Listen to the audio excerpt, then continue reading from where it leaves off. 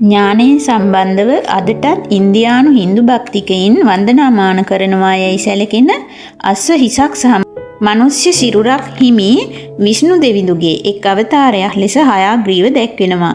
හයාග්‍රීව යනු අස්ව බෙල්ල සහිත හිසක් යන්නයි. කාශ්‍යප නම් මුනිවරයාගේ පුත්‍රයෙකු ලෙස දැක්වෙන හයාග්‍රීව නම් අසුරයෙකු විනාශ කිරීමට විෂ්ණු දෙවියන් මෙම අවතාරය ගෙන ඇති බව පැවසෙනවා. හයග්‍රීව නම් අසුරයා කුඩා කල සිටම ඊටමත් කටෝර තපස්දම් රැක ඇත්තේ විශ්වය ජනනය කළ මාතා ආදිශක්ති මාතා මහා මායා නැතිනම් මාතා පරාශක්තිය වෙනුවෙන්. ඉතින් මේ උග්‍ර වූ තපස පූර්ණ කර මෑණියන්ට ආයාචනා කර තමා ඉදිරියේ මෑණියන් පෙනී සිටි විට වරයක් ලෙස ඉල්ලා ඇත්තේ අමරණීයත්වයයි. ඉපදුනොත් මරණය නියතියක් බැවින් එය ඉටු කිරීමට මෑණියන් නොහැකි යයි පැවසූ විට ඔහු කියා ඇත්තේ ඔහුගේම රුව සහිත කෙනෙකුට හැරෙන්න වෙන කිසිම අයෙකුට තමා විනාශ කළ නොහැකි ලෙස වරයක් ලබා දෙන ලෙසයි.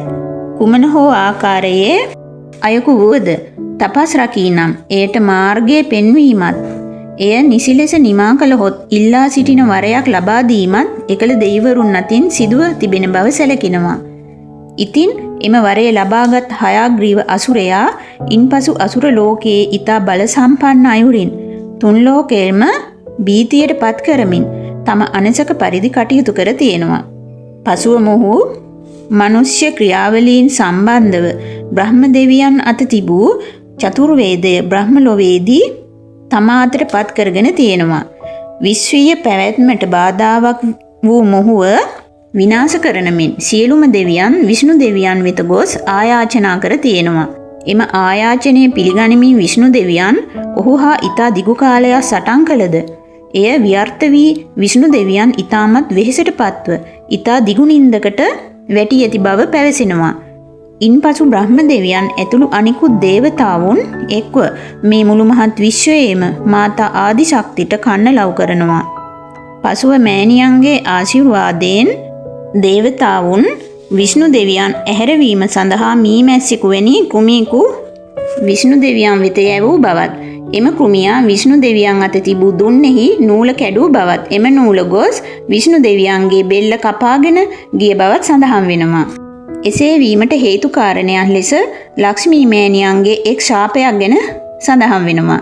එනම් දිනක් ඊතා අලංකාරව සැරසුණු ලක්ෂ්මී මාතාව නිදාගෙන සිටි විෂ්ණු දෙවියන් ඉදිරියට පැමිණ තියෙනවා.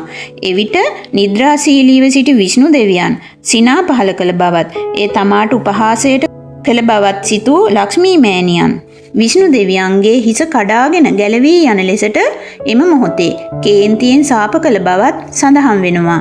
එමෙන් මේ සිදුවීමට තිබූ නියමයක් ලෙස මාතා ආදිශක්තිගේ මායාවන්ගෙන් සිදුවුවක් බවත් පැවසෙනවා. කෙසේ හෝ එම මොහොතේ සියලු දෙවියන් ඉදිරියේ පෙනී සිටින විශ්වයේ මෙන්ම සියලු දෙනාගේම මාතා ආදිශක්ති ඊට හේතුව තමා හයාග්‍රීවට දුන් වරය නිසා ඔහු නැසීමට තමා විසින් සිදු කළ මායාවක් යයි පවසා බ්‍රහ්ම දෙවිඳුට පවසා සිටින්නේ උතුරු දිසාවට ගොස් එහි මරණාසන්නව සිටින නිල් පැහැති අශ්වයාගේ හිස රැගෙන විත් එය මහා විෂ්ණු දෙවියන්ට පළඳවන ලෙසයි.